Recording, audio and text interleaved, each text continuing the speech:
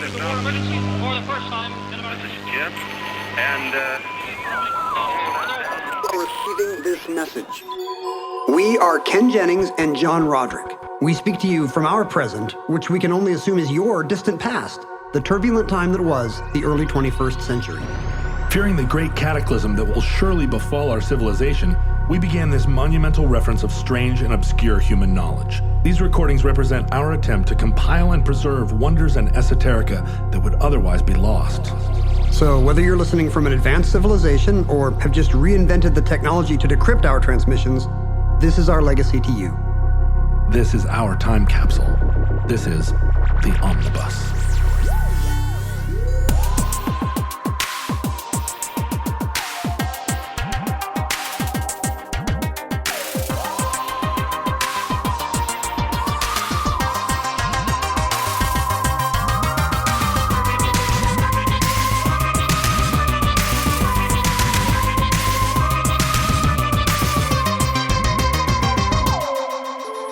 You have accessed entry 248.2CH2115, certificate number 44894.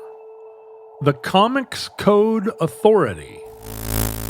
So tonight, let's take a behind-the-screams look at a struggling artist who one day got a little too drawn into his work. Last night, when my family was asleep... Uh-oh. True confessions. You snuck out again. This is a macabre opening. Murder. Last night, as fog crept across the moon, I accessed my inner boomer child. I was not under the blankets with a flashlight, but I was in bed as my family slept. Collecting your green stamps? As they slumbered. I was working in my victory garden. No, I was a 50s child reading 50s horror comics. I was reading my EC comics. Oh, scary. Oh boy, they sure are.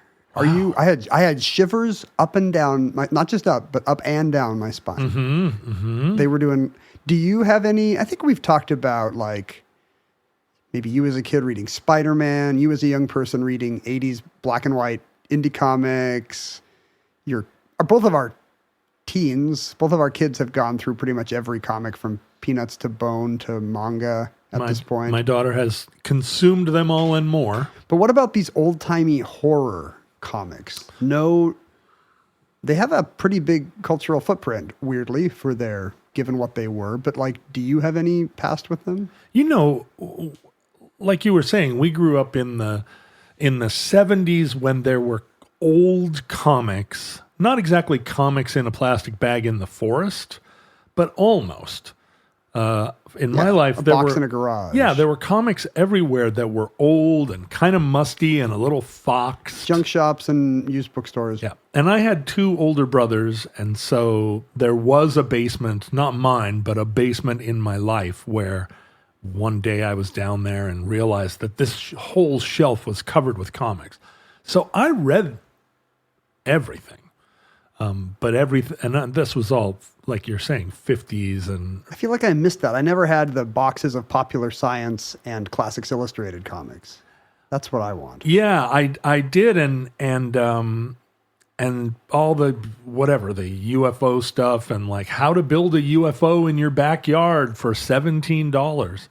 But then I discovered the alternative comics of the 60s.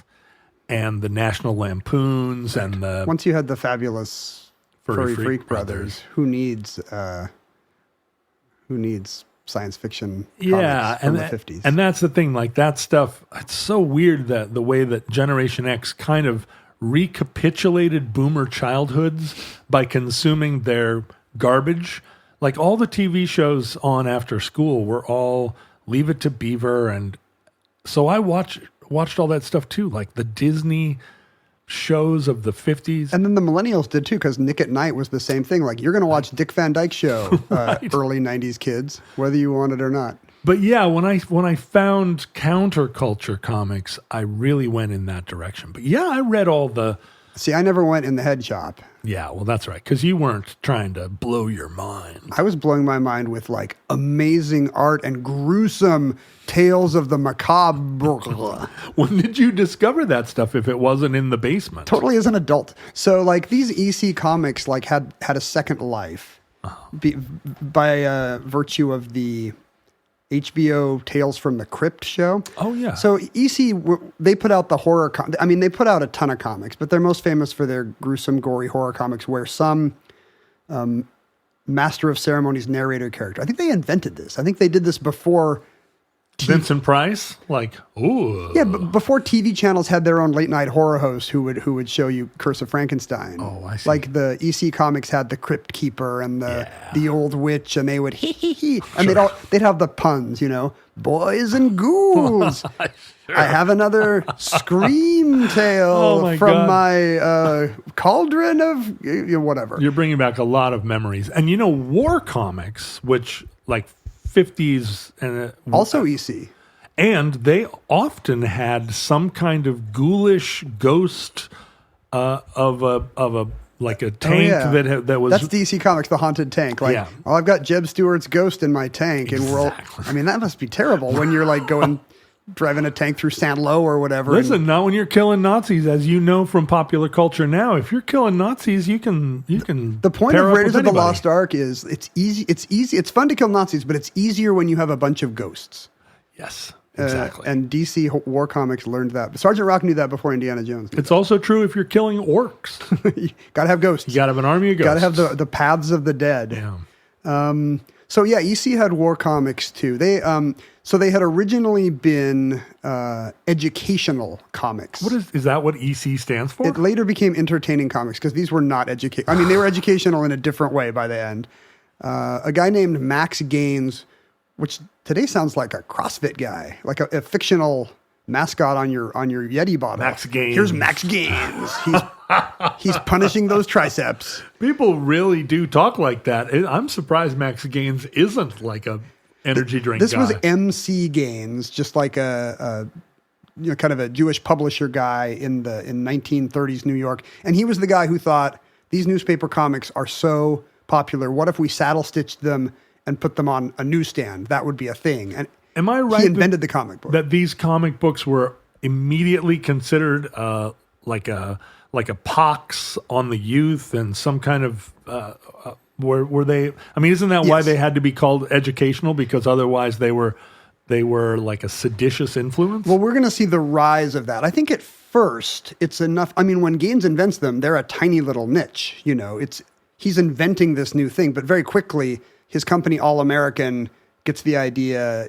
Hires these two cartoonists who have a guy called Superman, and suddenly they're national publication. And what if Superman knew the Flash and Green Lantern, and what if there was a Bat-man, and he's one of the fathers of DC Comics, basically. Did Superman have all of his backstory right out of the gate, or was it one of these things where they retconned all the?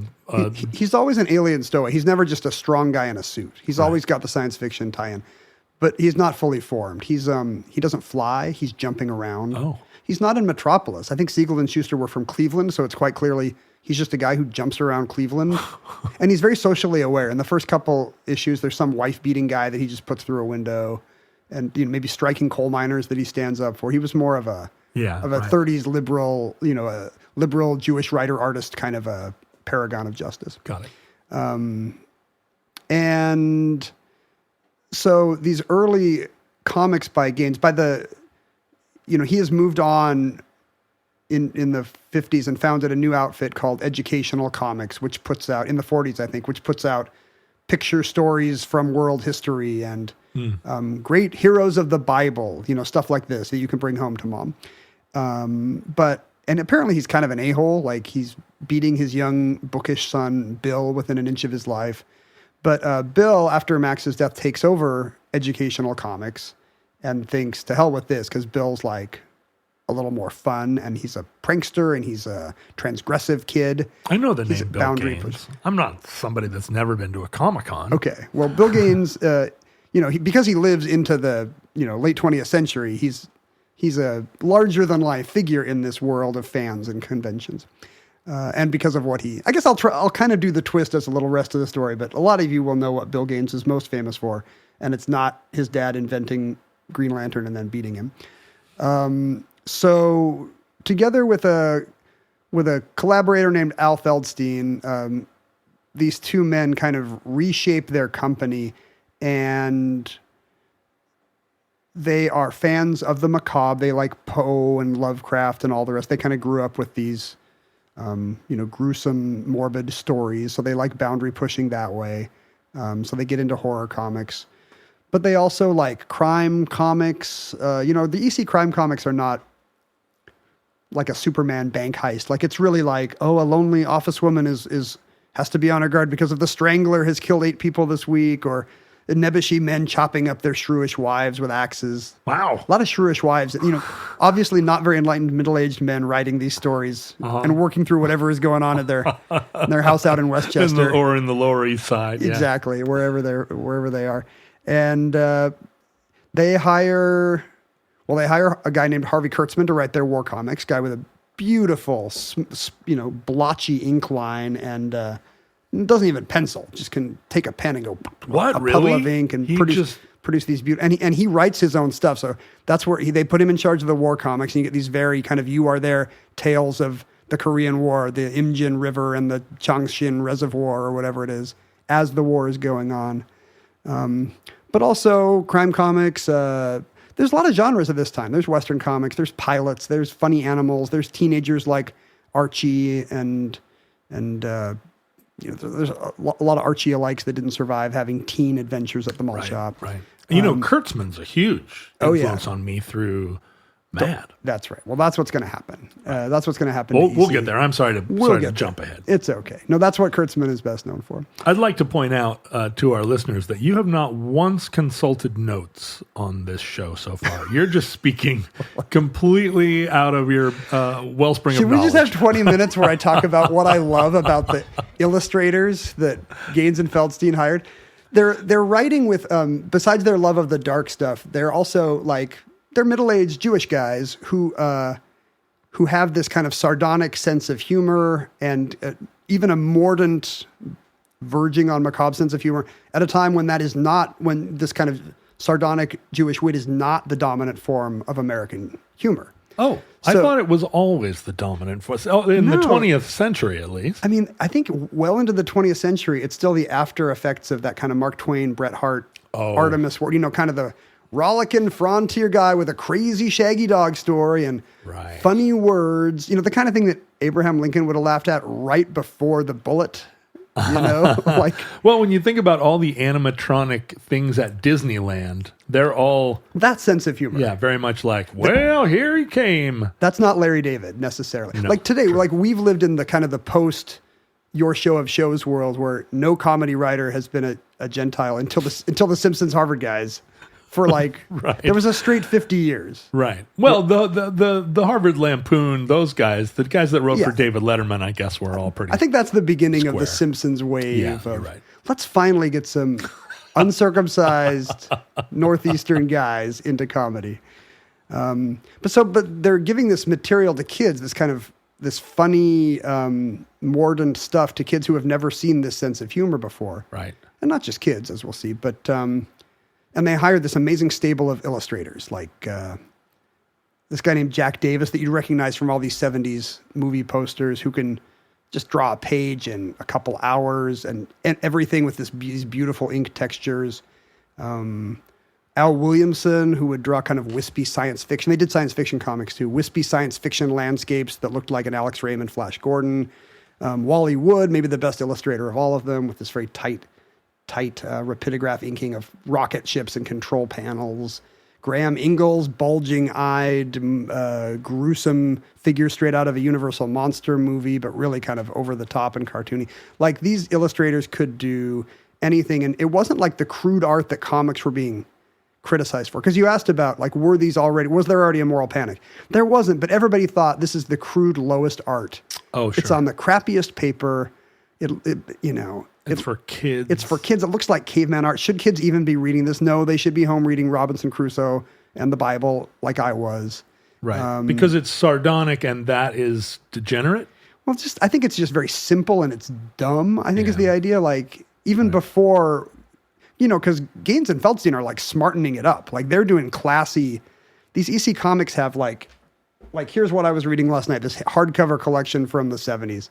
I recognize the artwork right away. These things, the dude with a cleaver in his head. Yeah. These things have now been reprinted many times. Like, Taschen, the big European. Sure. Like this bookshelf right here is full of Taschen. So they're putting out giant, complete EC reprints starting this year. There's, it's 80 years later, and there's still an audience for people who want to spend $150 for 6 issues of The Haunt of Fear.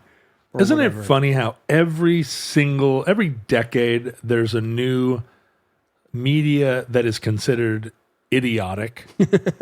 And, like you hear Gen X people all the time saying, look, I'm not against it.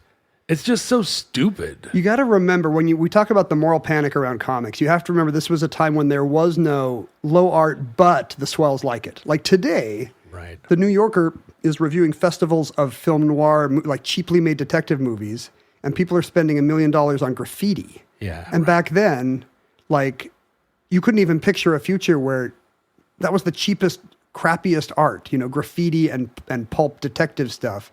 There was a big divide between high art and low art, and just the fact that this stuff was coming out on cheap paper and showing up on candy store newsstands, nobody was defending it. The idea that anyone would try to make it smart and literary seemed weird. I go to vintage stores as well as thrift stores, and Gen Z has a huge vintage collector mentality. I mean, think how much of Hot Topic is just knockoff of past generations' detritus. Well, what's crazy is I've started to go into these street style vintage stores, which are a whole separate genre of vintage stores. And these Gen Z kids must have a lot of money, because you go in there and it's that's like, what they're famous for, by the way. Well, but no, they do, because you go into these places and it's like, okay, there's a worn out T-shirt, but it's like a T-shirt that from 2006, and it's just of a dumb thing, and it's $180. It's some Happy Meal tie-in from that summer. Yeah, just the some passing thing. What seems like the most random garbage that I mean that they used to sell at thrift stores, and probably still do, like sell it by the pound or sell it by the bale. Yeah. And these kids are going through it and they're like, oh, this T-shirt from like a Fanta sponsored 10K run supporting, they're just like, this is gold, solid gold. Because it's the thing people will notice if you wear it. Like, wow, they did not make a lot of those, right? For a reason, right? Right. Like you had to read 50 books at the Library Challenge to get this T-shirt that has Teddy Ruxpin on it, and crazy. Yeah, so I think you can probably buy new T-shirts with some of these EC panels on them too. Like they have the shelf life of a Twilight Zone, where through the miracle of reruns and revivals, people still know the tropes of these EC comics. The cackling host, of course, but also just then the kind of, there's often a coffin will be opened, and because these illustrators were so good, like they had this stable of in-house illustrators who were the best.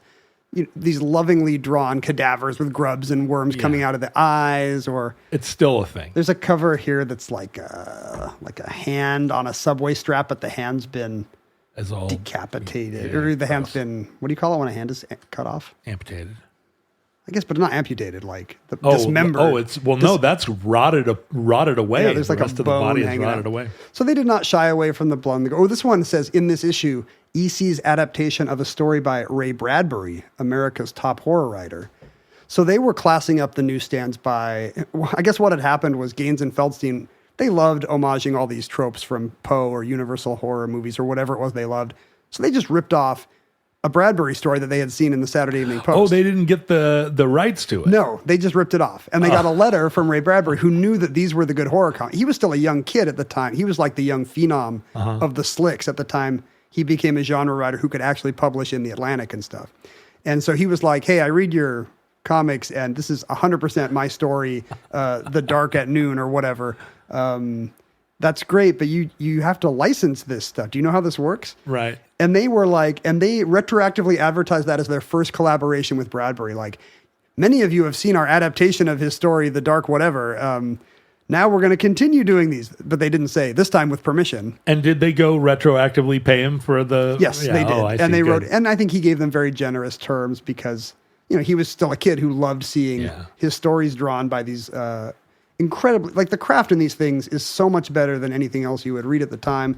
So they really hold up on a lot of levels. Here, hand that over here. So, but they presumably didn't pay the estate of Poe for the cask of the Amontillado that they did. No, but they did so many exhumations. I have these black and white reprints from the 80s because I like these. There's some new slick ones with computer coloring that have these kind of weird gradients I don't love. These are so gorgeous. How do you? We don't even make ink like this anymore. Right. Like but this ink is made out of mummies or something. This was just printed by some guy in the Midwest who was like, I'm going to buy these rights from Bill Gaines and put out a lavish hardcover library of the EC comics. He just did it from Wisconsin in the 70s and 80s. It definitely feels like the artists here are on cocaine. There's a kind of strange focus to the art where you're like, you're tripping. Yeah, it's almost like AI did it because there's so much going on. There is methamphetamine in this story. Yeah, super. If you like that, super duper, like on drugs. And there is some boundary pushing. Like the one of these I read last night. They all kind of have a formulaic O. Henry twist, which is not always, which is great, and you don't always see in these kind of stories. There's one, okay, here's just a sample story. It's called No Strings Attached or Stringing Him Along or something. Our hero is a struggling puppeteer who starts carving his beautiful marionettes. There's a clown, there's a ballerina, there's a knight in shining armor, and he gradually becomes one of the greatest entertainers in the world's greatest puppeteer. Oh, wait a minute. I see what's coming. Plays before the crowned heads of Europe. The twist is exactly what you think it's going to be if you've ever seen Rod Serling's Night Gallery. But along the way, he marries a beautiful woman. But suddenly, some injury means he can no longer do his marionette work anymore, and he's going to have to take early retirement. They live off their savings. They start selling stuff. His wife has to lose her beautiful furs and her jewels, and she hates it. Finally, she tells him, as he's like ailing, nearly on his deathbed, she tells him she's leaving him and walks out. And the next day, while he's lying there dying, through his dying haze, as he lies in his 4-poster bed, he sees the door open and the silhouette of his wife walk in, and she leans over him tenderly and gives him a kiss. It's the reunion he always dreamed of. He can feel her cheek and it's wet. And then there's kind of a ... where it's quite clear that there's like a sexual encounter.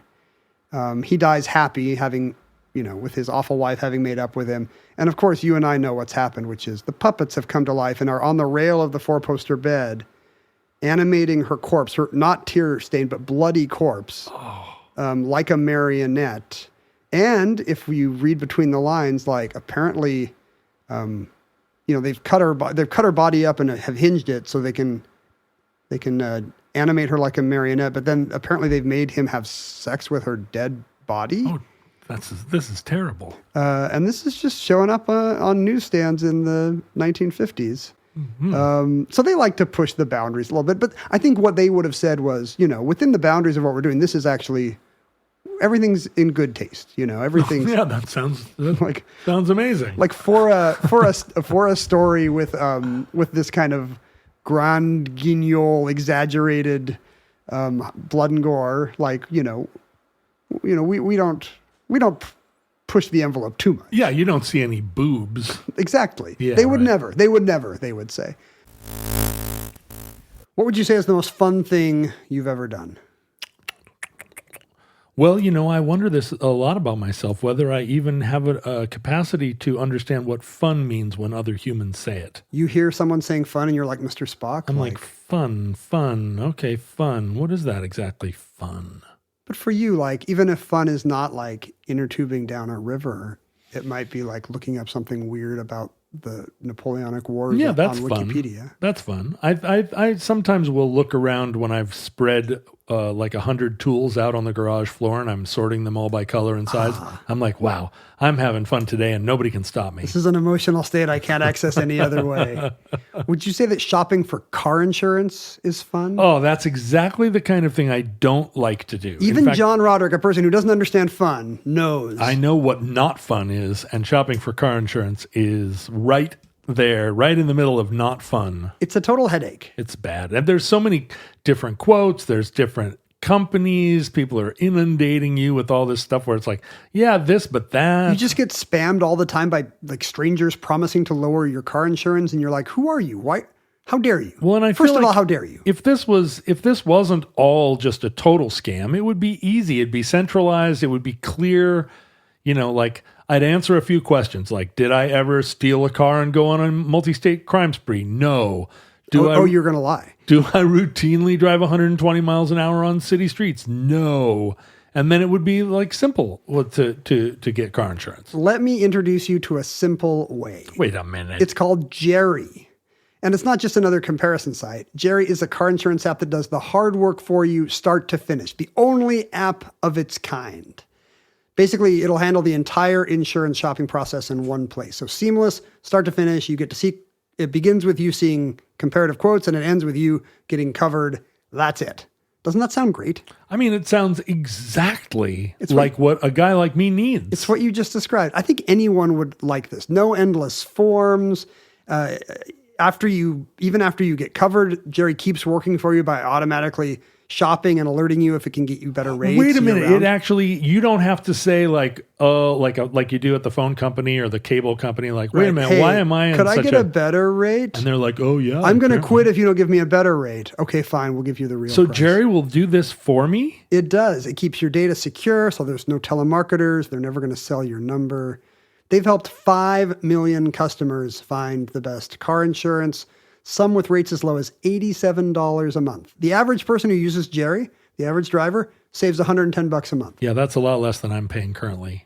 Well, the average person will save $110 by trying Jerry. Isn't that crazy? This is Jerry, Jerry, like Jerry. The next time, I'm so into it, like the next time I'm shopping for car insurance, I am using Jerry. I don't know about you, John. Well, so what do you do? How would we encourage our listeners and encourage me to go and get better car insurance? I'm glad you asked. If you want to stop needlessly overpaying for car insurance, here's what you do. Drivers who save with Jerry save over $1,300 a year on average. Well, that's enough to give $1,300 to Omnibus. That's exactly what they will do. Next time you're going to renew your policy, stop, do yourself a favor first. Download the Jerry app or head to jerry.ai/omnibus. And then in just a few minutes, you can compare quotes. And like I say, you'll see coverages from up to 50 top insurers. Jerry, car insurance made simple, smart, and finally on your side. This is based on drivers who switched and saved with Jerry over the past 12 months. Over 20% of drivers who switched with Jerry found a monthly premium of $87 or less. But not all drivers find savings. But at this point, comic books are a massive industry. Like World War II is really the thing that made Bill Gaines' dad's invention, this saddle stitch booklet, into a mass phenomenon because the military loved these things. I was looking back, like we have pretty good old circulation numbers now because advertisers wanted to know this stuff. So there are trade publications where you can see that in 1940, the average comic in America was already selling 250,000 copies. Really? But by the end of the war, it's over 500,000. And is this because soldiers are reading them? Are they getting passed around the front? The bump is because of soldiers. Like Life magazine sells 4 million copies to, the average Archie or whatever, which is selling 560,000 for an issue of Detective Comics or something, but not at the PX. Like at exchanges, at military exchanges all over the world, at home and abroad, comics are outselling the Atlantic 10-1 because these are just kids that have been called up. And is there any particular genre of comic that sells better than any other? They love everything. They love Westerns. They love superheroes. Like the superheroes lean heavily on the wartime stuff. Superman and Captain America punching Hitler and Tojo. That's the era of this. Got to punch Hitler. You got to punch Hitler given the chance. Why would you not? Right. You don't want to be like, why didn't I just ask Hitler if I Hitler could have punched him? right there. Hitler was right there. And these are like great numbers. Like, when I was a kid in the 80s reading X-Men, the top selling comic of its time, it was selling roughly those numbers, in the low to mid hundreds, thousands of copies. Today, an issue of the X-Men will be lucky to sell 50,000 copies. Yeah, right. Because like television. And there's video games, and there's like other ways to read comics. You could wait for the book at Barnes & Noble, or you could get a digital copy with some Marvel online service. So these are incredible numbers, and they just keep going up. It's especially weird considering that the population of the United States was less than half what it is now. Okay, that's the funny thing. By the 1950s, Publishers Weekly says 1 billion comics are being sold a year in a country of 158 million people. The average American, including grandmas and newborn babes, are buying, 6 to 7 comics a year? I mean, I bought way more than that. Well, that's the thing. There are kids buying 40 from their newspaper route money. And because they were 40 cents. And they were 10 cents at the time. They were, they had this incredible pass along value where a lot of the publishers asserted that for every copy they sold, 5 kids would read it. Yeah, right. That makes sense. 95% of boys 6 to 11 were reading them. 91% of girls 6 to 11 were reading them. Maybe not always the same titles. But there was some overlap. And the amazing thing about this whole business, as you point out, they're only a dime. So this is a way of reaching pretty much every child in America with no adult gatekeeping. Because you can get them at drugstores, you can get them at candy stores. Any kid that can earn a dime from their allowance or whatever, they can go buy candy and they can buy a comic. Right. And then they'll just pass them around. They'll trade them. Kids set up their own little free libraries where they buy or sell old comics. It's this whole little underground business from a Scholastic kids book in Dick and Jane's suburban America, totally unregulated by any adult eyes. And that, at some point, is bound to freak out the parents. What's crazy is that those comic books survived long enough that they made them to me in 1974, right? Like those comics are the ones that I found. They've been passed around by your parents' generation. And well, not my parents, but parents of people, the normal age parents of people your age. Right. And I was just like, they're all threadbare and, the covers are ripped and so forth. And so, yeah, you can see they probably passed through 40 kids' hands before they made it into that box. Today, it's kind of the equivalent of the moral panics today over things like, deserved or not, the kids are all on TikTok. The kids are all on Roblox. The kids are listening to Andrew Tate or Joe Rogan. The idea that Mr. Beast. The idea that unmediated, this industry you've never heard of, and it seems kind of sketchy and is maybe just like 6 guys not much older than your kid are somehow beaming things directly at his or her brain. Right. That's the kind of thing that then and now makes parents say, well, hold on. By the 1950s, about a quarter of these comics are horror, and parents are starting to figure out... That many? Yeah, the horror... it's big. It's little kids who love the creepy campfire stories, and... Right. And they can watch the movie of the week, the old Universal horror movie, The Creature from the Black Lagoon or whatever, either at the new ones at the theater in town at the matinee, or the old ones maybe on TV at night, eventually as we get into the 50s. And people start to notice that comics are big. Well, let me ask, what are the antecedents for this kind of art? Like, the way that they use... so much shadow, so much thick ink, and everybody. It's very noir, but this is kind of even noir movies, right? Or I guess maybe I think a lot of I think you're right that noir movies are a big influence. You see a lot of these kind of Dutch angles, things that are obviously lifted from the better Hollywood directors who all came from Austro-Hungary. Or whatever. You're looking over German somebody's shoulder. It's always by lamplight. It almost feels like that sort of Japanese woodcut. And the artists loved fine art. Unlike maybe some of the guys who were drawing Patsy Walker. These guys loved what was going on in art. They had they loved whatever Goya's dark work or these macabre etchings by Fuseli or somebody, and so. This was it was still a low art form, but these guys, they were at the top of their craft. They could have been doing magazine illustration for Madison Avenue, but they liked the steady gig and they liked the fun of doing this kind of arch, dark story with a wink. I guess, the illustrations in A Rebours, there is a kind of Art Nouveau element to the way that a lot of the Al Williamson and a lot of the sci-fi writers, Frazetta, big Art Nouveau influence, for sure. it's good, but nobody really sees that, I think. Like in all the stuff from the period, you never read like, these have a lot more craft, or like, these actually remind me of Poe. Yeah. Because EC was the good stuff, and then there were a lot of crappy predecessors and knockoffs in all these fields. EC was better than DC? Are you going to come down on the side of one comic? Oh yeah, like side? It's not even close. Oh. Like Gaines and Feldstein were putting out art that has held up, and at the time, nobody else was. And there's a lot, if you read the letters pages, there's a lot of, hey, just because you see the word horror on the racks, it doesn't mean it's an EC comic. They make them look like ours, but they're going to suck. We just want to warn you, don't accept anything less than the original. Look for the EC Comics logo. So the words in here seem like they are or aren't hand lettered. Yeah. Is it a font? The EC look was they were lettered with a stencil kit called what's it called? I don't know, some commercial art supply stencil kit you could get. And they're really overwritten. Like what would happen is Gaines and Feldstein would actually lay the thing out and write these laborious purple prose captions. So long. And they would actually have things in the letter page being like, hey, a lot of our fans are telling us they just breeze through these and they don't read the captions.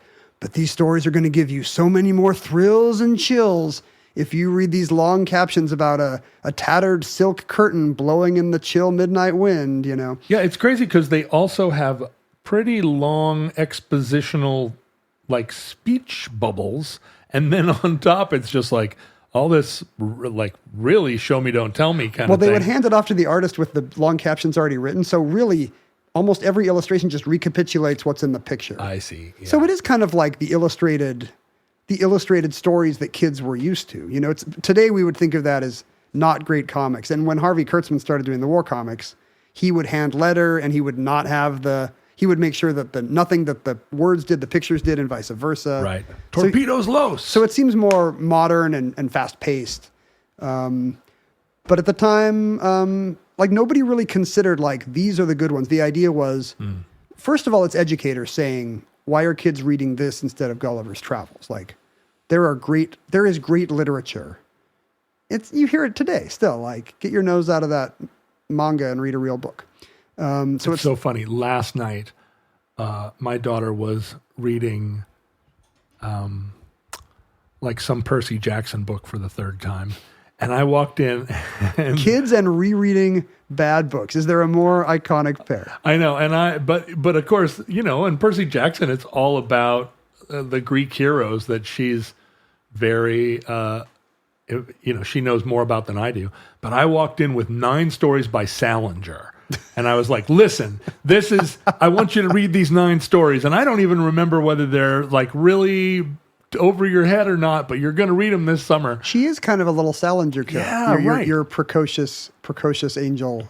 Yeah, I said, and she kind of shrugged, and I was like, I think you're fine. And the fact that I said, they might be full of like weird teenage like topics from a time when teenagers were a lot more sophisticated.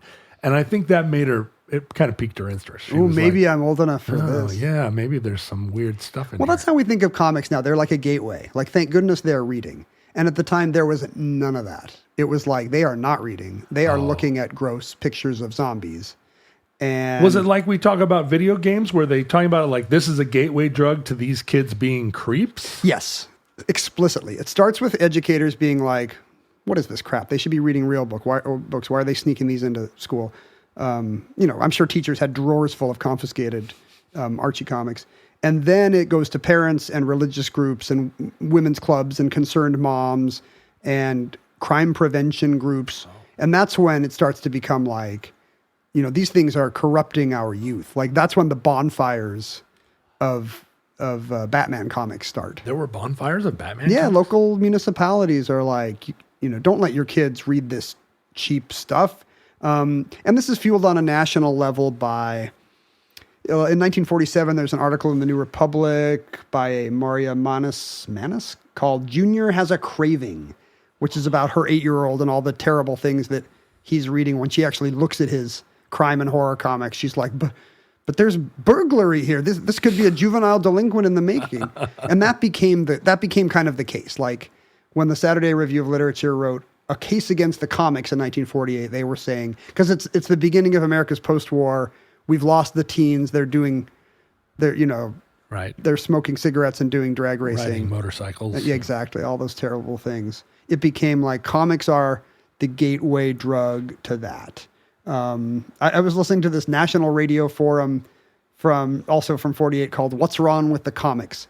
And they have a lot of these journalists who have written these anti-comic screeds. They've also got Al Capp, the Little Abner guy, best known to us as a cultural conservative, a hippie hater. But back then, he's just making fun of these yo-yos like, oh no, your precious little boy might read about, and just making the obvious case you or I would make, which is like, well, Shakespeare has burglary, killings, and Poe has, it's good that kids.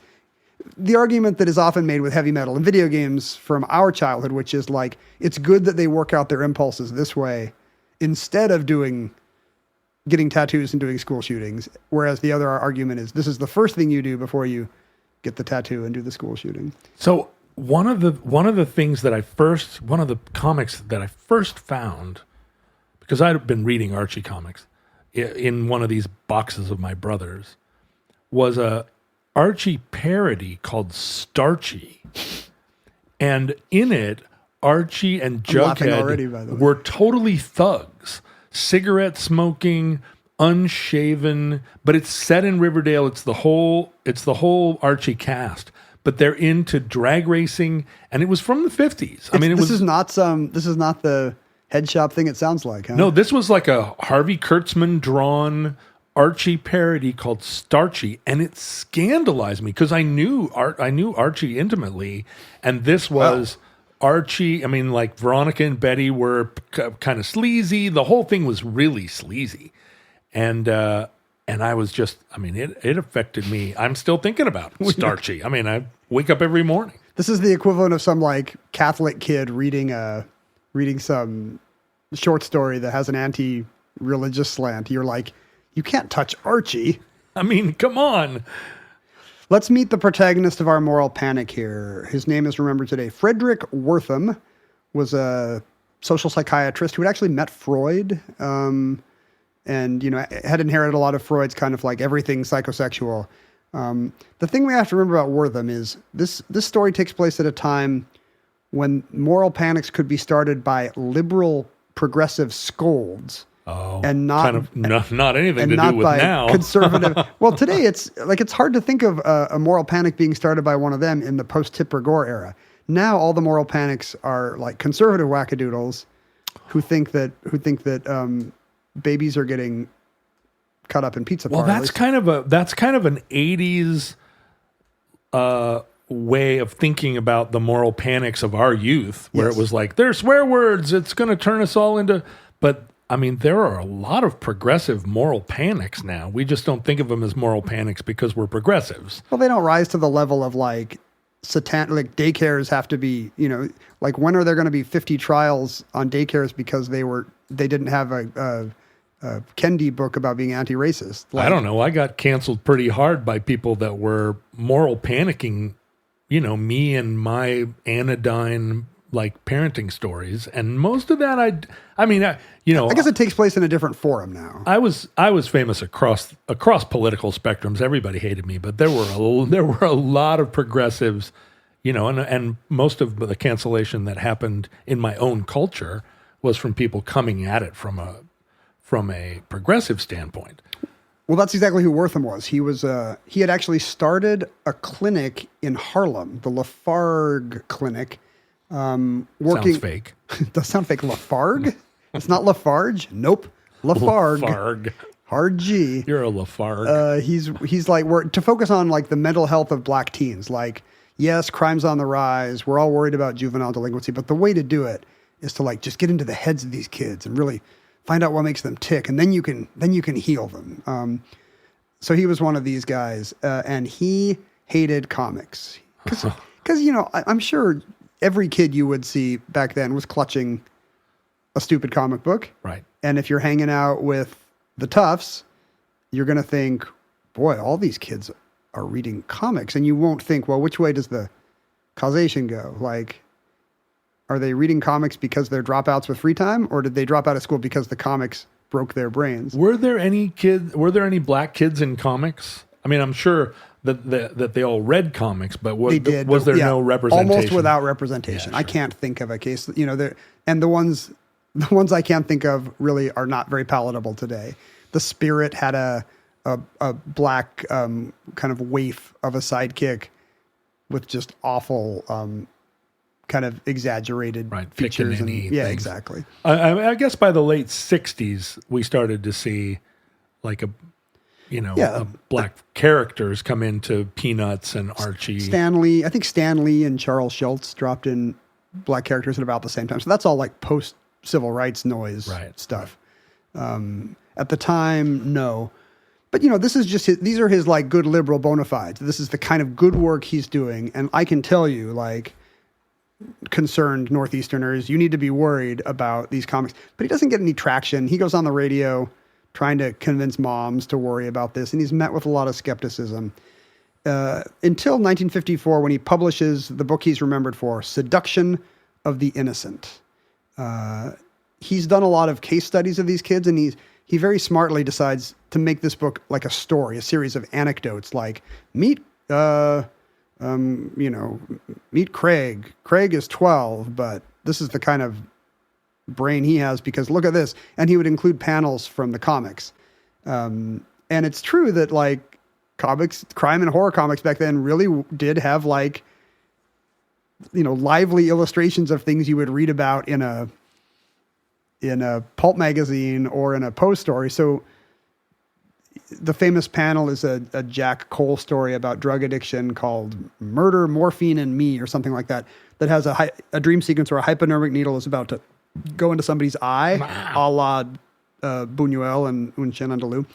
But nobody was saying, call back to the surrealists. They were saying, wait, my kid is reading this comic with a hypodermic needle going into people's eyes. And Wortham just loved cataloging this stuff. The injury to eye motif. The young boys call prominent breasts on a comic book cover headlight comics. And they pore over these, the sickos.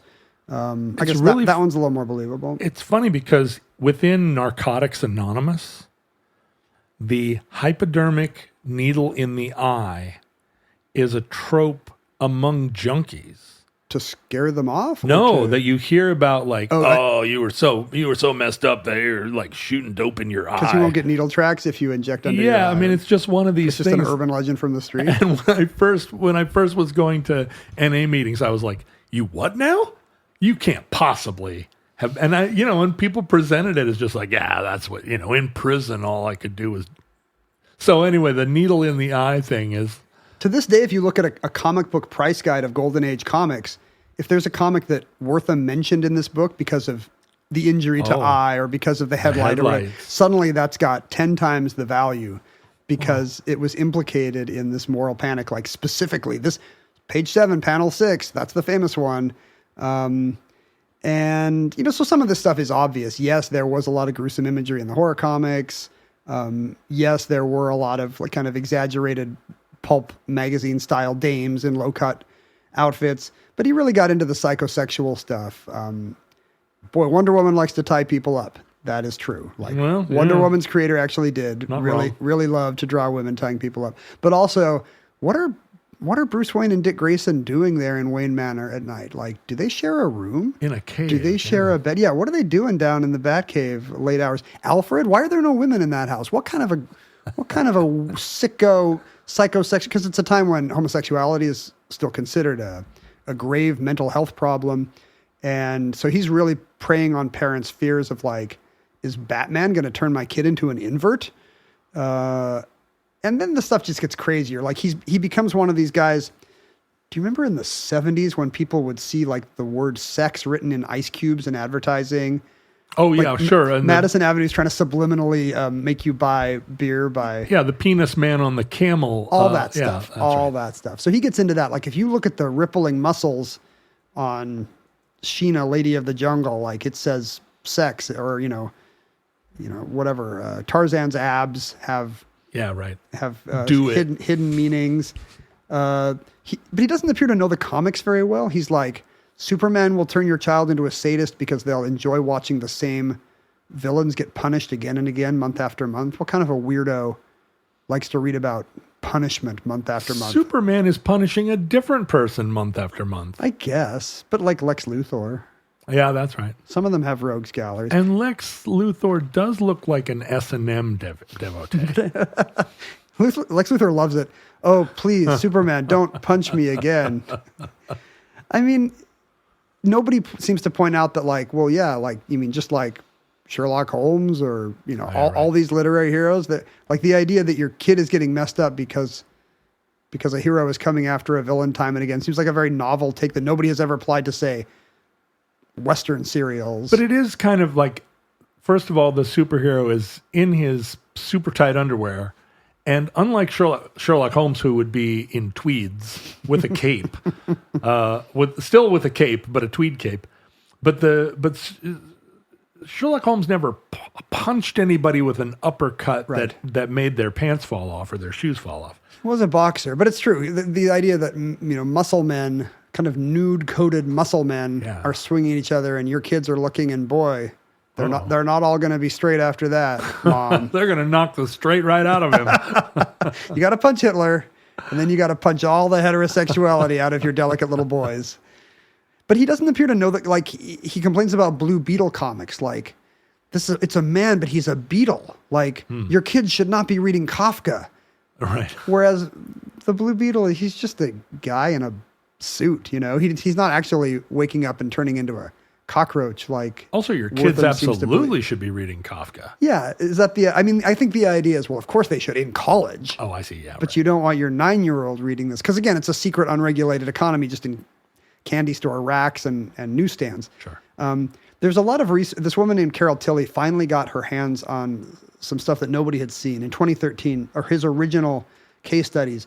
And she found out that Wortham basically lied throughout. The book is not good social psychiatry, which is what it was painted as. And I've heard Michael Chabon talk about this, and he's like, you know, Wortham was a good guy. He cared about mental health. He cared about poor kids. He wanted kids to have, like, good, smart, decent stuff. But comics just turned him into Captain Ahab, you know, like, he just became obsessed. Right. And so everything he saw was like, well, you know, this is how they're trying to get you. He became a conspiracy theorist, basically. And yeah, Cavalier and Clay is my whole introduction to this universe. Right. I wouldn't have known about it unless I'd read that book. That's true. Chabon is not just a Pulitzer winner. He is literally a Golden Age comics historian and scholar. So Tilley just says that Wortham lied. Like, there's a character in Seduction of the Innocent. It's a 13-year-old boy who's homoerotically obsessed with Batman and always like, boy, Batman's, you know, Bruce is putting Dick to bed again. I wonder what happens after. I wonder if Bruce Wayne would ever put me to bed or what he would do to me. It turns out, like, if you actually read the interviews with this kid preferred Superman. He preferred war comics. Like, he was not actually fixated on what Batman and Robin, like, just how dynamic the dynamic duo were. Right. And also, like, the root of whatever he was dealing with his sexuality was because he'd been, like, sexually assaulted by an older kid at the juvenile facility, you know, like Wayne Manor was not the crux of his fixation, like Wortham thinks. He quotes 5 different boys who talk about how they learned how to do crimes from reading Crime Must Pay the Penalty. A lot of these crime comics had to have a title that said crime in big letters, but then in small letters were like, sucks. Bad. Yeah, exactly. So these kids loved Crime Must Pay the Penalty, and they talked about how, yeah, boy, I've become a second story man thanks to all the tips of burglary and larceny I learned from Crime Must Pay the Penalty. A second story man. I was like, you what now? Then I realized. I don't know, is that a thing? It's great. It's just like some 30s reference to burglars. You know, these kids clambering up fire escapes and grabbing radios or whatever. Yeah, sure. Ken, you know, the weather's changing here in Seattle, and it's getting warm. It's getting warm. It's going from cold all the time to, like, warm, which we don't know what to do. Last night was the first night where, like, when the sun came up and blasted the windows in my bedroom, my room got so hot, I was like, I need a different amount of covers than I did at any other point during the night. Well, you know what I did in that situation? Because as soon as it gets to be even remotely spring, I open the windows in my room just because I want to breathe the air again. Yeah, I too was once single. That's right. Nobody can yell at me. I'm like, it's cold outside, but it's warm in You bed. have full window power. I do. And I just changed my sheets back to my Miracle Made sheets.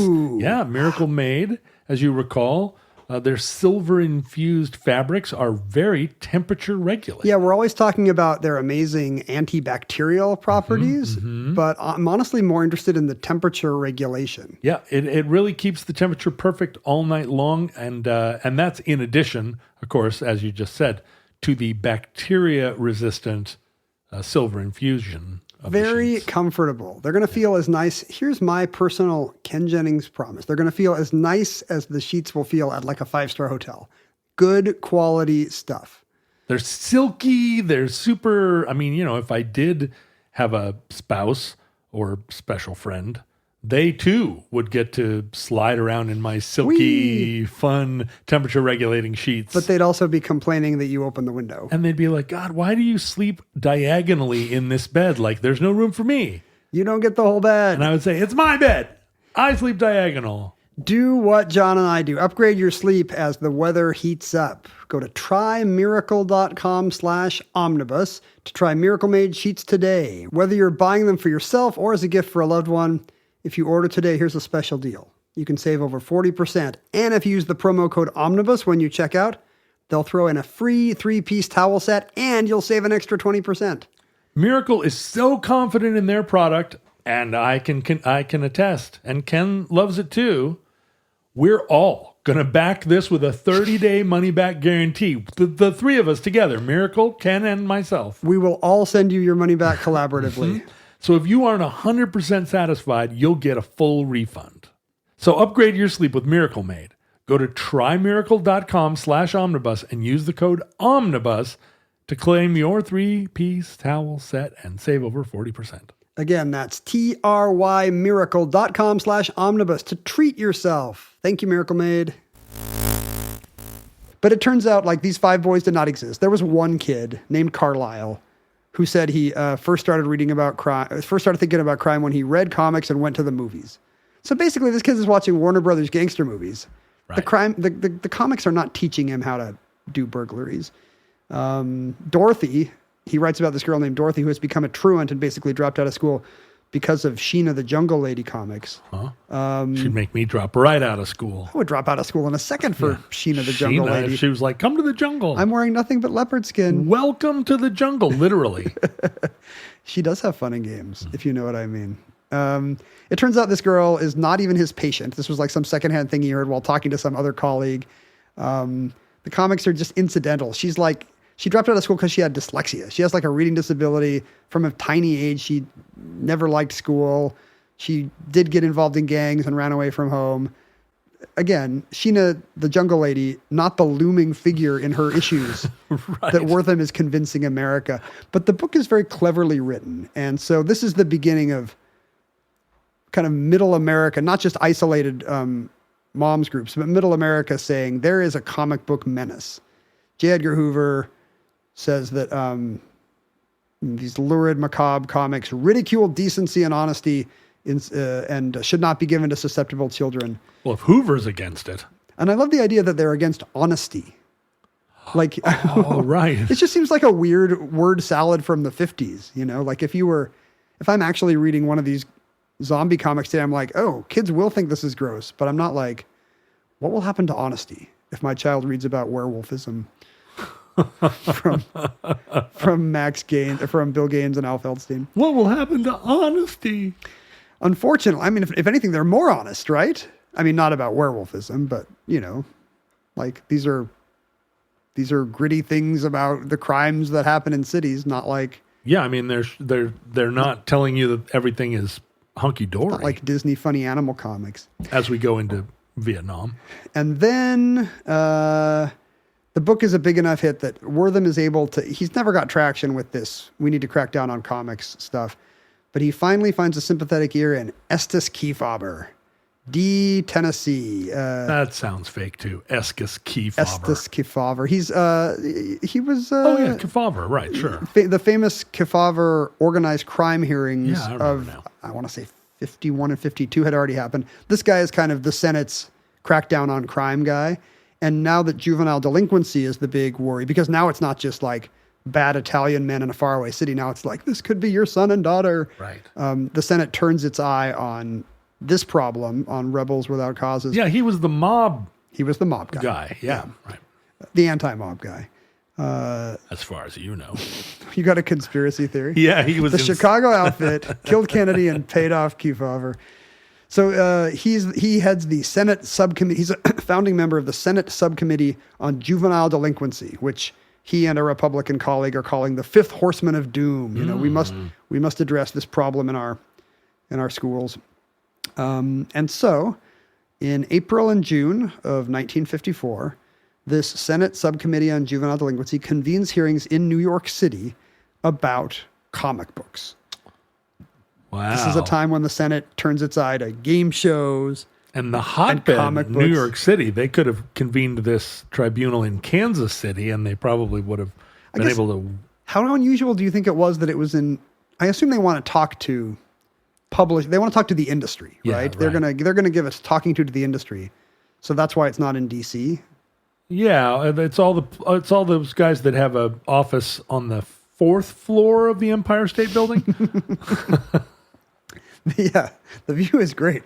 No King Kong problems. There are obscenity laws at the time that they're dealing with, and the Supreme Court will not rule. I think the Roth case is not till 57. Oh. So the idea that, Yeah, you could be prosecuted. yeah, the government can prosecute you for mailing dirty stuff. Could that apply to a crime comic, which is no dirtier than the pulps, but which a 9-year-old should not be reading? Like, how do we regulate this? And what is the difference between a Tijuana Bible and a horror comic? Is it just boobies? Well, Tijuana comics are like Pretty gross. Yeah, they're extremely explicit. You know, they're the equivalent of hardcore pornography. Right. Like these are the equivalent of a Roger Corman 60s horror movie with, lots of Swamp Thing. dripping blood and terrible mummies and other monsters. They're much closer to a universal horror movie than they are anything, because that would have been the signifier for these kids. Oh yeah, we got to have vampires and Frankenstein. Right, I get it. So today they all seem a little bit, you read these today and it's not just the long captions. They seem kind of quaint, even though many are clearly well constructed and the art is always beautiful. But they're dames. Yeah, they're hard boiled. The crime comics are very hard boiled and A lot of fedoras still. yeah, and a lot of seductresses. There's a lot of women cheating on their husbands. So there is this sexual undercurrent to a lot of them, like Jessica Rabbit types. They did socially relevant ones too. There were these EC comics called shock suspense stories that actually had stories about lynching or anti-Semitism or, what a Jewish intellectual Northeasterner of the 50s would have thought of as the great threats to America, intolerance. Nothing that a kid in Akron, Ohio wants to read about than anti-Semitism in New York City. But they're good stories. They're the kind of things that they're kind of like Gregory Peck in Gentleman's Agreement or whatever. There's a corrupt sheriff or a dirty judge or whatever. But you can see how they're the kind of thing that would angry at moms in many parts of the country. It's kind of like Hardy Boys, except maybe a little bit more dangerous. Yeah, Hardy Boys have been whitewashed a little more. They're still smugglers. Yeah. Lots of smugglers, right, in Hardy Boys? Well, and ghouls that end up always being a guy in a sheet. Oh, right, the Scooby-Doo stuff. Yeah. No, the ghouls here are always real. There's probably a few with a telltale heart gimmick where it's all in some madman's mind. But no, usually the reveal will be like, nope, it was a mummy. Here he is. There's worms coming out of his nose. Because the kids, they're not subtle kids. They want the gross out stuff. Yeah. The boomers that are now running the world in their last gasp. This right. is their why. brains were broken by comics in the late 40s and early 50s. Bill Gaines is called to testify because EC is the most successful player in the horror game, and the horror comics are the ones that have really got Kefauver and the other senators and all the parents riled up. Gaines for a long time has been battling a weight problem, and as a dieter of the time, his solution was Benzedrine. He took methamphetamine, and he took more of it when he was nervous.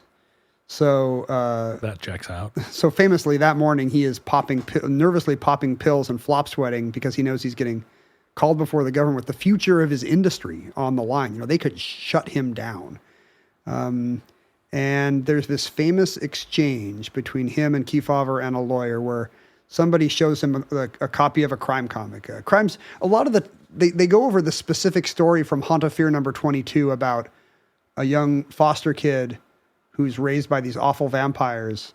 But the twist is the kid is a werewolf. So as soon as a full moon strikes, he's able to eat his parents. It's a Twilight plot. It's exactly, yeah. It's, today it seems pretty milquetoast, but at the time it was like, really? Is this what our children should be reading? This disrespectful boy is being beaten, but then he eats his parents. And Wortham is very happy to talk about the Freudian underpinnings of all this stuff.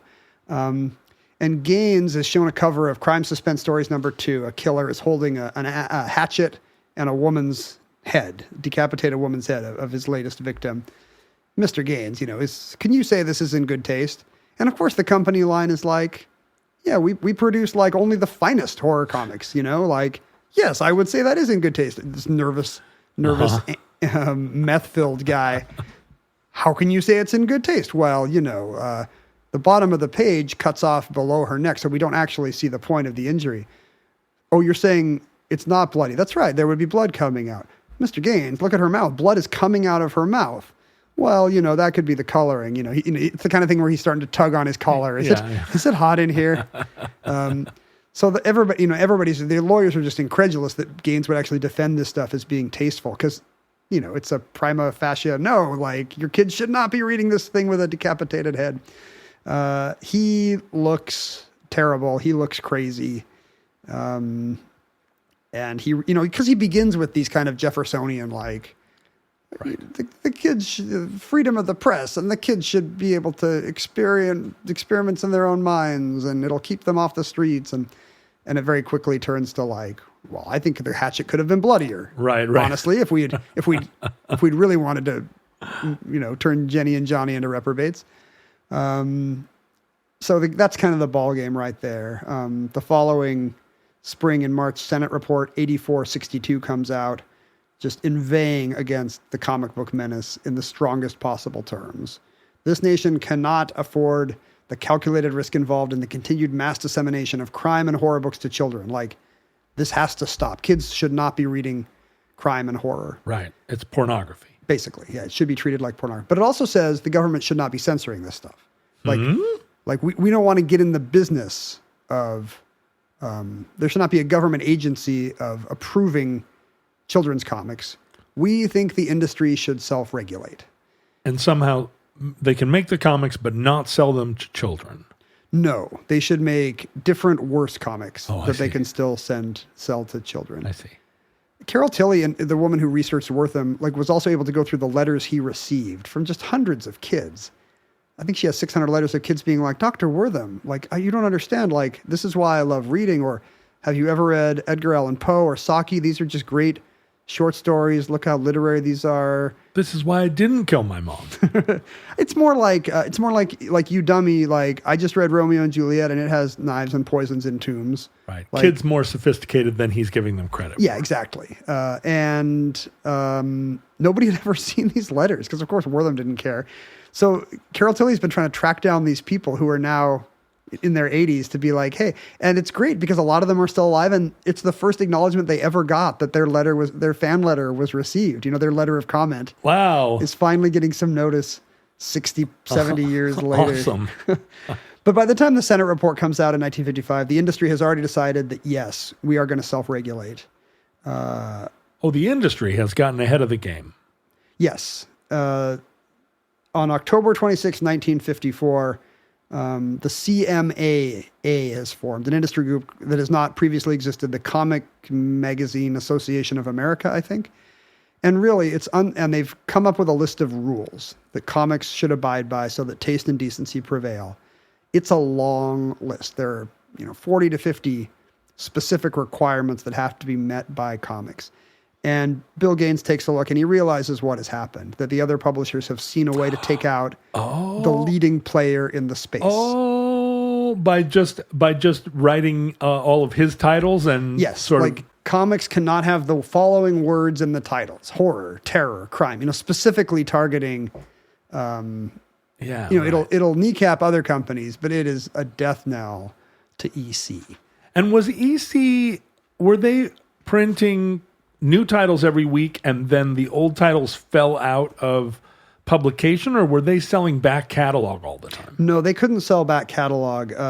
Newsstands at the time would return unsold product. Oh, sure. So it was considered like up to the moment. So you'd be lucky to sell half your stuff, but they would print reprints. They would put out, and they would always get letters being like, "But I missed number 11," and they would say, "Well, just wait for our illustrated science fantasy annual. We'll have some of our best stories of the year." Right.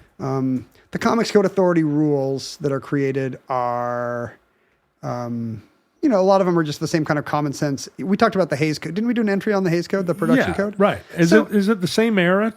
Yeah, it's a little later because this is now the early 50s and the movie's regulated almost about 20 years earlier, actually. So there was no more innuendo, basically. It's stricter than you think. Oh. Like the letters of the word crime on a comics magazine cover shall never be appreciable greater in dimension than the other words contained in the title. It can't go crime. It can only go, there's more crime. In every case, there's specific thematic things, the specific things that are not allowed, like werewolfism, zombies, ghouls, and cannibalism explicitly banned, such that for years Marvel, when it had undead characters, had to call them Zuvembis, some kind of made-up half Caribbean word because zombies were off the table. Zubembis. If crime is depicted, it shall be as a sordid and unpleasant activity. In every instance, good shall triumph over evil. All lurid, unsavory, gruesome illustrations. Even things like slang and colloquialism were discouraged. Like the idea is that kids should be reading the most wholesome things possible. So it would really be like it would be like if in the movie code, the MPA code as we know it, there was only a G rating and you had to do like 50 different things. Right. And so did it end up being like just a bunch of anti-communist comics? I mean, I'm having a hard time remembering comics that had a positive message. Well, I think as long as Superman puts the criminal in jail, superheroes largely escape unscathed. Funny Animal and teen comics are fine. Maybe a lot of cleavage gets whited out. Like I think art has to be touched up. I know what it was. It was Casper the Friendly Ghost and, those Richie Rich and Scrooge McDuck. It was all those Harvey and Gold Key and Disney. And in fact, some of those companies, I think Dell that published Disney, never actually submitted their stuff to the Comics Code Authority. Because what happened is every comic had to be submitted to a board of review and then there would be a seal of approval on the cover. And if not, newsstands would know not to carry this suspect thing. But a lot of people don't remember that, Dell, for example, never submitted their Uncle Scrooge comics to the Comics Code because they had to go to a higher authority, Disney. Oh, who cares about IP more than some reviewers in New York Kind is the Disney Corporation. And the Disney logo probably worked as a like carte blanche. That's right. So a lot of kind of Funny Animal comics continued unscathed, children's comics, superhero comics. The thing that happened to EC was they were like, don't worry, we've pivoted before and we're going to do it again. You'll plots over our new titles. Here's one about pirates. Plots. here's one about pirates. Here's one about air aces. Here's medical drama. They had one called MD. My favorite is psychoanalysis. Gripping tales of the idea was, okay, we can still do kind of thriller style, the dark side of the psyche. But everybody's crazy. Yeah, we'll do it in a hospital so we can point to our high-minded therapeutic morals, and it won't be like a slasher with a butcher's knife. All these titles, as you can imagine, there was one about knights in shining armor. All these titles failed immediately. Nobody wanted an EC Comics that was about pilots and surgeons and therapists. So didn't all the comic book stores or the drug stores or the gumball stores, didn't they also didn't they protest? I mean, this must have been a big money source for them, a lost leader even, because kids come in and also buy bubblegum. I don't know if sales collapsed. I think comic books stayed a $1 billion industry. They just got worse and boring for the kids in the know, for the chemistry set kids who were like but I just remember when they were good and they had like Frankensteins. Right. And now those kids had to read Richie Rich and, Little Lulu and Uncle Scrooge are great kids comics of their time. Like comics were still good. Pretty soon, Stan Lee revives superheroes in the early 60s by adding elements of soap opera and humor that were not forbidden by the code. Bill Gaines, as you've mentioned, had all these amazing artists. Back even before the comic book panic, he had turned Harvey Kurtzman, his war comic guy, loose on a humor magazine. And the idea was, what if you just do parodies of all our other genres? Like, get the artist in our stable, get Wally Wood to draw a science fiction parody and get Graham Ingalls to draw a macabre horror parody. And this becomes Mad Magazine. Right. And when comics distribution effectively ends for EC because they just can't survive in the new marketplace, he says, well, Mad is no longer a comic.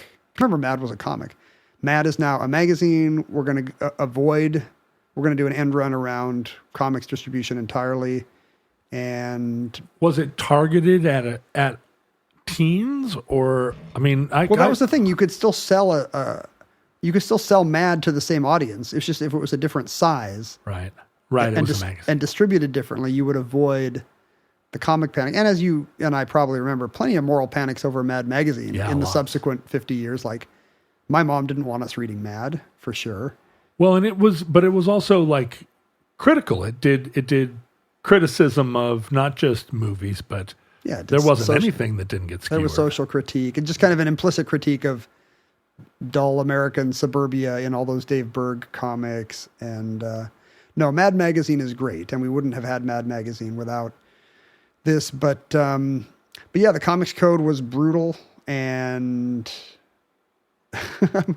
everybody must be reasonably dressed. I love reading this stuff. Policemen must be presented in a good light. And Wortham didn't like it. Wortham was like, this doesn't go far enough. Right. Wortham hated the Comics Code and thought, you're not addressing you. They're still going to get away with corrupting your children, because he had turned into full conspiracy weirdo. Like, they're not addressing the secret words in the muscles. And what if, but this is why, I think on the Batman TV show, I think it's why Aunt Harriet, no, this is in the comics. Aunt Harriet had to move in with Bruce Wayne and Dick Grayson and Alfred. So there was a maternal female presence in the household. Somebody keeping the masturbating down too. Yes. It's no longer a den of lechery in stately Wayne Manor. And there were, like, states did pass laws regulating comics. Even though the government said, the Fed said, we're not going to be in the business of censorship. That doesn't mean California and Connecticut didn't pass their own laws saying you can be prosecuted if. And they did. So Gaines et al. Had to take this stuff very seriously.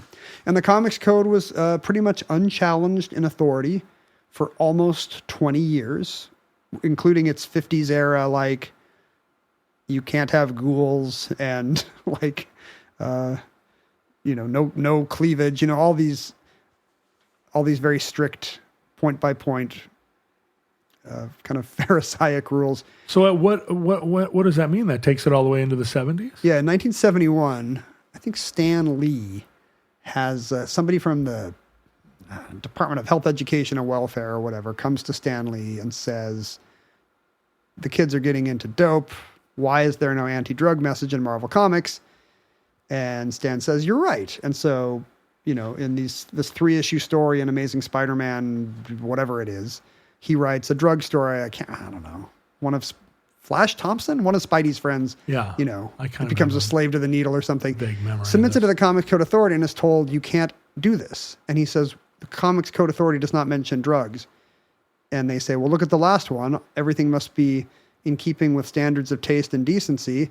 And you're doing a morphine comic here, a drug addict comic with a junkie. That's not good taste and decency. And Stan says, the government literally asked me to do this for the kids. And they're like, look, Stan, look at the rules. And Stan Lee at this point has enough, by 71, he's kind of big deal. He's a cultural figure. He's giving talks on campuses about how comics are now the new pop art and Warhol follows him. And, this is the distance between high and low art that we talked about has gone away. And he's almost the Carnival Barker outside the tent of it. Yeah, right. And Roy Lichtenstein is. Yeah, exactly. Yeah. And he says, we're just going to publish this stuff anyway.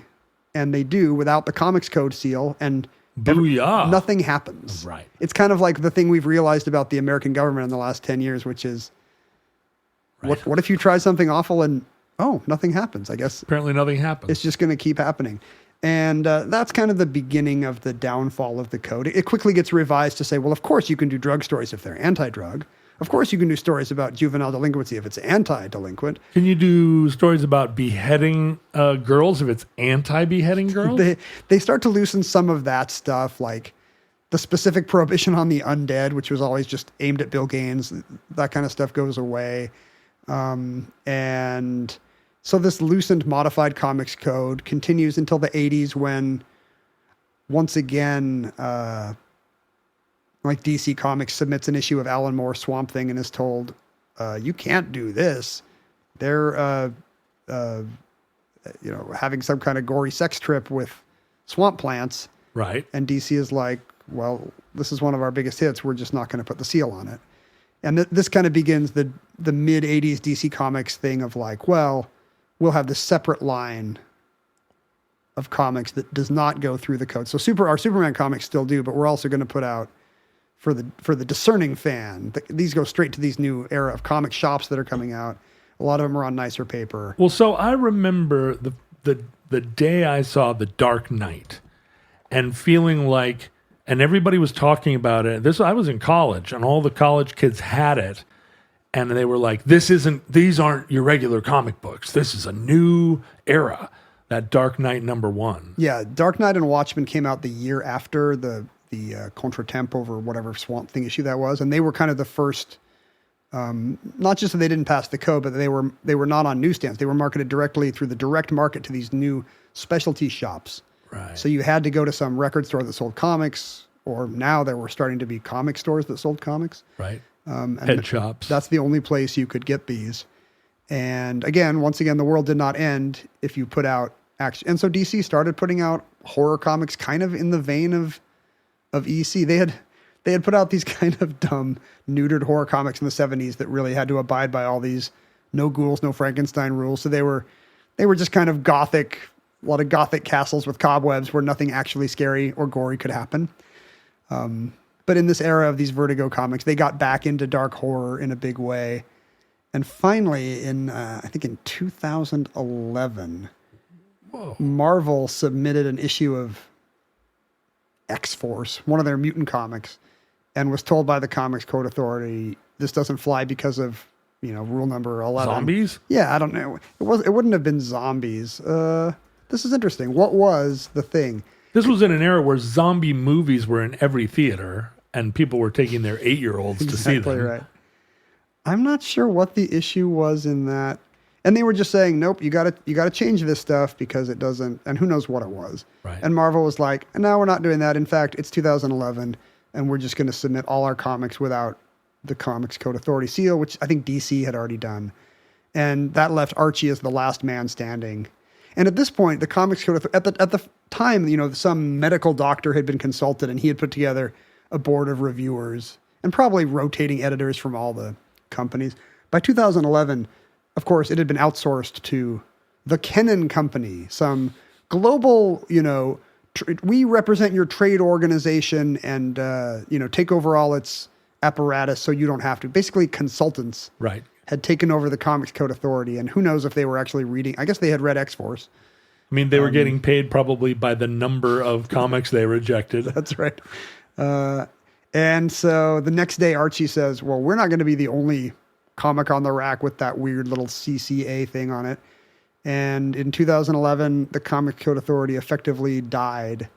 I remember that CCA logo. Is that what that was? It was like a stamp of approval? Yeah, it looked like the Good Housekeeping. It had little kind of coupon-y edges, like perforated edges, like it was an actual stamp, I think. Yeah.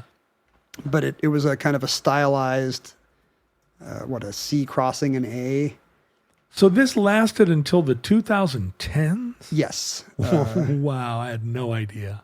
But if you had told me that it was still appearing on, say, Archie Comics, I would have believed you. I have no idea. It was such a big part of my childhood. You just assumed that every comic was going to have, in the upper left, it would tell you the publisher. It would be the DC Bullet or the Marvel M, and then there would be maybe the faces of the character that was appearing there.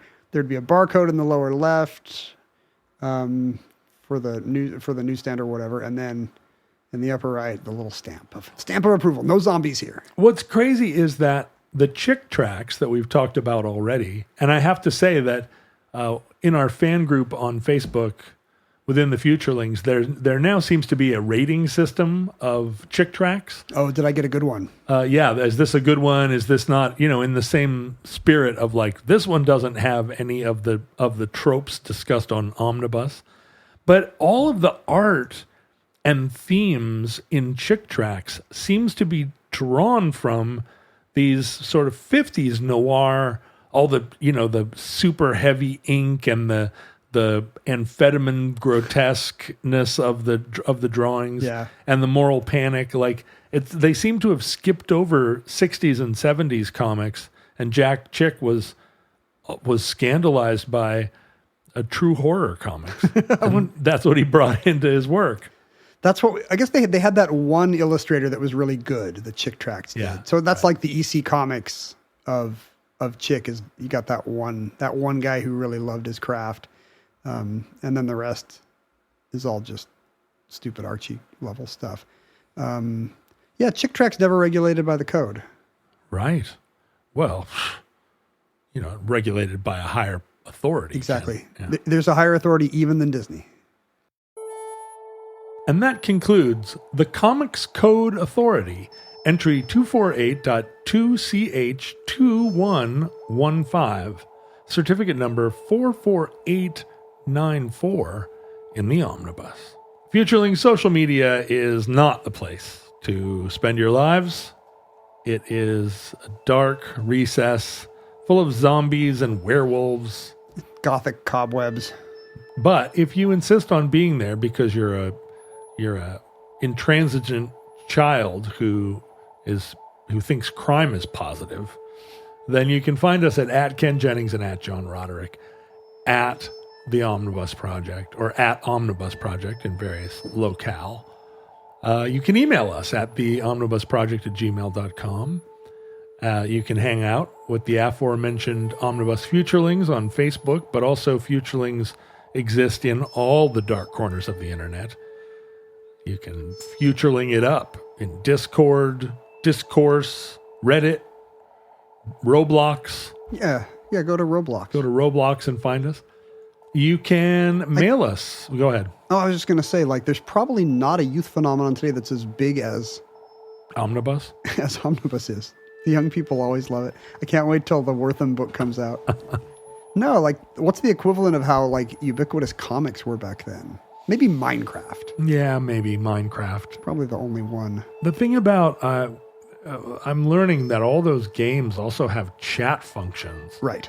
My daughter said that some boy had friended her on Duolingo. And I was like, why would there be a friending option on Duolingo? And she was like, oh, well, he's trying to get in my good graces. And I was like, is there a chat function? She was like, oh, I could probably reach out to him. Isn't it just you versus Duolingo? Do you really care if anybody else is also good at learning short Japanese sentences? I mean, this is what struck me as just where isn't there a chat function? It's probably how these otaku kids find each other is on Duolingo. Maybe It would be funny if only Japanese had a chat. They know the Portuguese one doesn't need it. It's just the little weeaboo kids that are like... That's right. You can mail us things. Normally, Ken, you have a big mailbag, but today I'm going to save it. At home. I'm going to save it. Mail us things at P.O. Box 55744, Shoreline, Washington 98155. And let me highly recommend that you join our Patreon at patreon.com/omnibusproject, because unlike a lot of Patreon that suck, ours... Do you think the plural of Patreon is Patreon? You were like, unlike a lot of Patreon. Oh, you're saying unlike a lot of the mass of Patreon. Well, no, I was definitely saying Patreon as a multiple. Yeah, would you say a lot of Patreons? Multiple Patria. Ours actually has so much good stuff. So just such a wealth of extra content and knowledge. It's the only reason not to do it is that you'll be depressed about how long it took you. well, to level yeah, up. But you know what? There's no better day than today. You'll have the second best time to join Patreon is today. Yeah, the life is long for a lot of us, and you got to fill that time somehow.